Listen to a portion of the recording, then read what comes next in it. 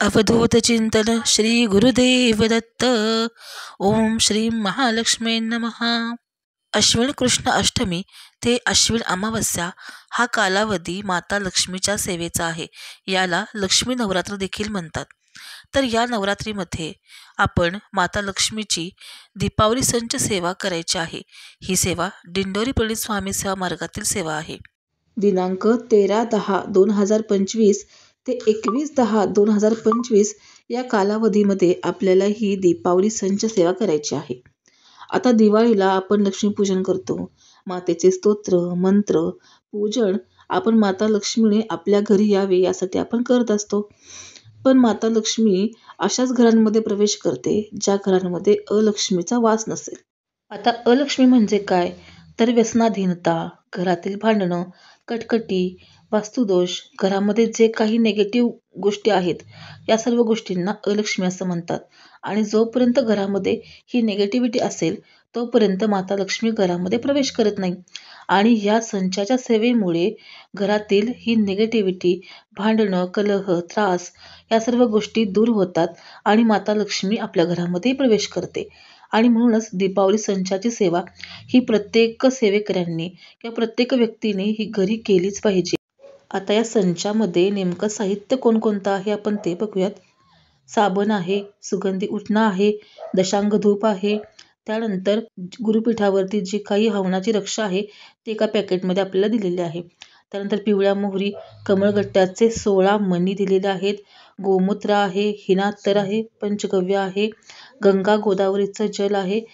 आणि या वर्षीपासूनच गुरुपीठाने आपली आर्थिक स्थिती सुधारण्यासाठी या संचामध्ये नारायणी पोटली दिली आहे. आता या पोटलीवरही विशेष सेवा करायच्या आहेत, याचा मी वेगळा व्हिडिओ नक्की बनवेन. पण त्याआधी आता संचातील सेवा कशी करायची ते बघू. दिनांक 13 ऑक्टोबर 2025 पासून आपल्याला अमावस्येपर्यंत म्हणजेच 21 ऑक्टोबर 2025 पर्यंत ही संचाची सेवा करायची आहे. या संच सेवेतील पहिला भाग म्हणजेच अभिषेक आणि कुंकुमार्जन आपल्याला करायचं आहे. ते कसं करायचं ते आता बघूयात. तर बघा, दिनांक 13/10 रोजी सकाळी देवपूजेनंतर स्वामींची मूर्ती ताम्हणामध्ये घ्यायची आहे. स्वामींच्या मूर्तीवरती श्रीसूक्त आणि पुरुष सूक्ताने आपल्याला स्वामींच्या मूर्तीवर अभिषेक करायचा आहे. स्वामींचा अभिषेक झाल्यानंतर स्वच्छ वस्त्राने स्वामींना पुसून घ्यायचं आहे. आणि यानंतर हिना अत्तर जे संचामध्ये आपल्याला दिलं आहे ते हिना अत्तर कापसाने स्वामींच्या मूर्तीला लावून घ्यायचं आहे. यानंतर आपल्या देवघरातील कुलदेवतेचा टाक आपल्या ताम्हणामध्ये घेऊन श्रीसूक्ताने शुद्ध पाण्याने अभिषेक करून घ्यायचा आहे. अभिषेक झाल्यानंतर देवपूजेच्या स्वच्छ वस्त्राने देवीचं टाक पुसून घ्यायचं आहे. आणि आपल्याला आता श्रीसूक्ताने देवीच्या टाकावरती कुंकुमार्जन करून घ्यायचं आहे. हे कुंकुमार्जन केलेलं कुंकू दररोज घरातील स्त्रियांनी पुरुषांनी आपल्या कपाळावरती लावून घ्यायचं आहे. दररोज ही सेवा करणे शक्य नसल्यास किमान अष्टमीच्या दिवशी तरी ही सेवा करून घ्यायची आहे. आता या सेवेतील दुसरा आणि खूप महत्त्वाचा भाग आहे तो म्हणजे अलक्ष्मी निस्सारणाचा. तर यासाठी संध्याकाळी आपलं घर अंगण स्वच्छ करायचं आहे. घरामध्ये गोमूत्र शिंपडून घ्यायचं आहे.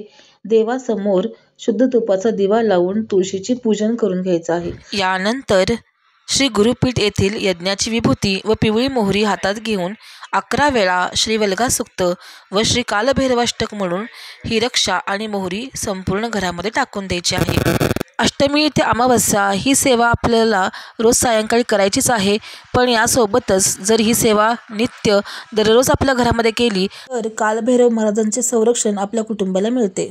सेवेतील तिसरा महत्त्वाचा भाग म्हणजेच कमळगट्ट्याच्या मण्यांवरती सेवा करणे. संचामध्ये एकूण 16 मणी आहेत. दररोज 2 मणी घेऊन आपल्याला सेवा करायची आहे. श्री स्वामी समर्थ मंत्र 1 माळ, त्यानंतर 1 माळ कमलात्मक मंत्र म्हणजेच ओम श्रीं ह्रीं श्रीं कमले कमलालये प्रसिद्ध प्रसिद्ध श्रीं ह्रीं श्रीं महालक्ष्मी नमः. षोडशी मंत्र 16 वेळा श्रीं कैलरीं हसकहलरीं सकलरीं. हे मंत्र म्हणल्यानंतर हे 2 मणी आपल्याला प्लास्टिकच्या डबीमध्ये ठेवून द्यायचे आहेत. यामध्ये गाईचं 1 चमचाभर तूप टाकावं आणि याप्रमाणे रोज 2-2 मणी ह्या डबीमध्ये ॲड करत राहायचे आहेत. आणि अशा पद्धतीनं ही सेवा आपल्याला 7 दिवस सायंकाळी करायची आहे. पण लक्ष्मीपूजनाच्या दिवशी आपल्याला हीच सेवा सकाळी देवपूजेनंतर पूर्ण करायची आहे आणि यानंतर आपल्याला या सर्व मण्यांचं हवन जे आहे ते करायचं आहे. तर हवन करण्यासाठी आपल्याला तांब्याचं किंवा पत्र्याचं हवनकुंड घ्यावं. ते नसल्यास मातीचं भांडं असेल तरीही चालेल आणि तेही जर नाही मिळाल्यास तर घरातील पत्र्याची घमेल पाटी असते ती घेतलात तरीही चालणार आहे. यामध्ये तुम्ही गाईच्या शेणाच्या गोवऱ्या घ्यायच्या आहेत.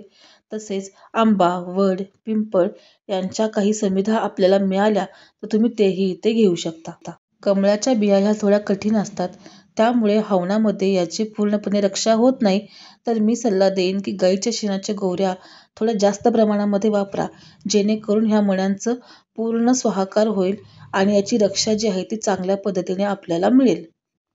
आता या सेवेतील सर्वात महत्त्वाचा भाग म्हणजे हवन असणार आहे.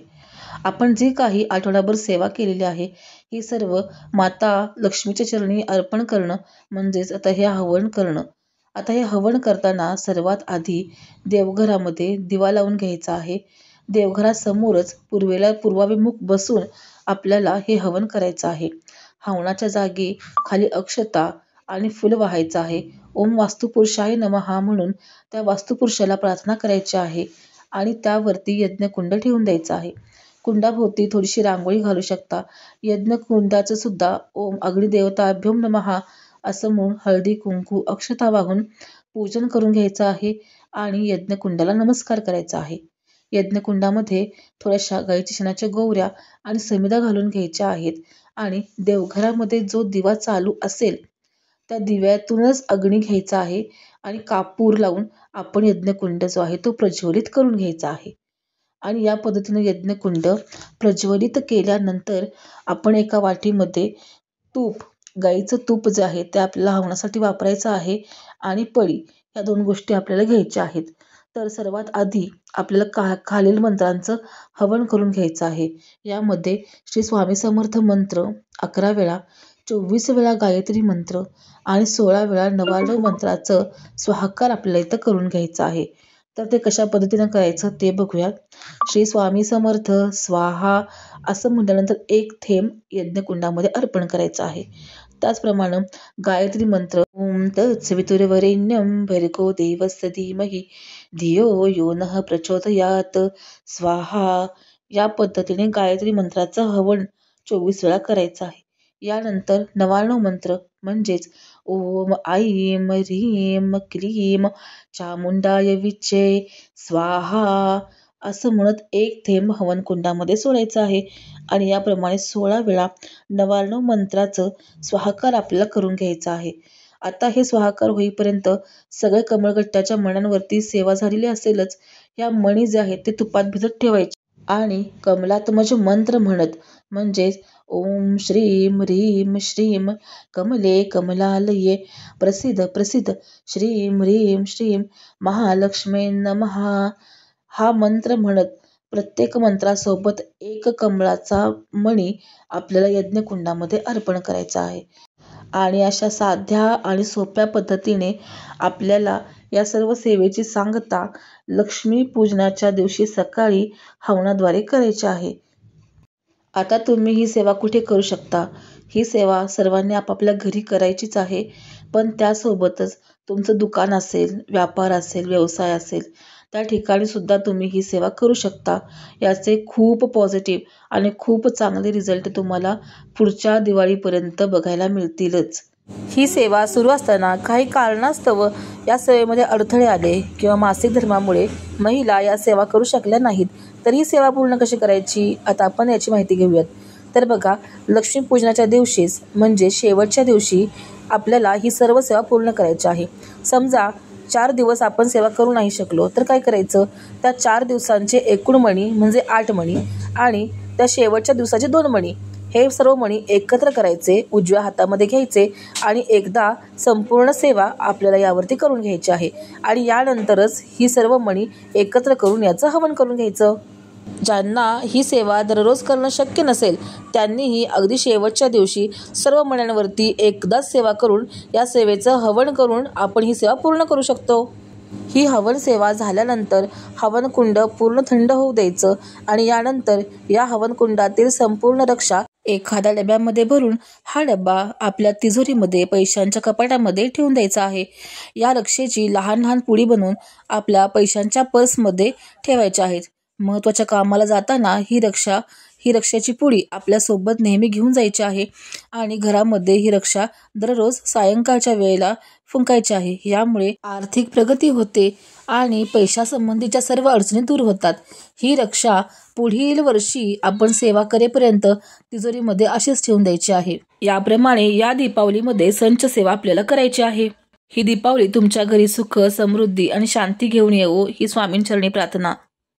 काही या सेवेचे अनुभव आले असतील तर ते मला कमेंटमध्ये सांगायला अजिबात विसरू नका.